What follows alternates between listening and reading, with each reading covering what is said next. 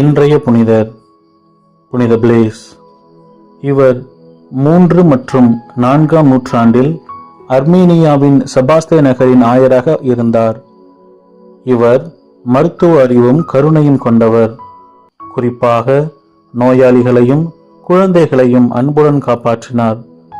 கிறிஸ்தவ நம்பிக்கைக்காக துன்புறுத்தப்பட்ட காலத்தில் சிறையில் அடைக்கப்பட்ட போதும் ஒரு குழந்தையின் தொண்டையில் சிக்கிய எலும்பை இறை வேண்டலினால் குணப்படுத்தியதால் அவர் தொண்டை நோயாளிகளின் பாதுகாவலராக மதிக்கப்படுகிறார்.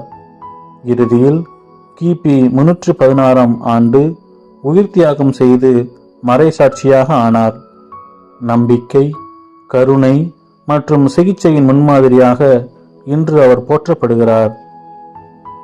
புனித பிளேஸே, நோயாளிகளிடம் கருணை காட்டிய உமது சேவையைப் போல எங்களையும் அன்புடன் பிறரை காக்கச் செய்யுங்கள்.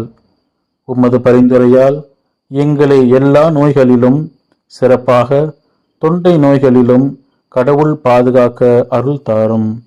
இறைவனின் புனிதர்களே,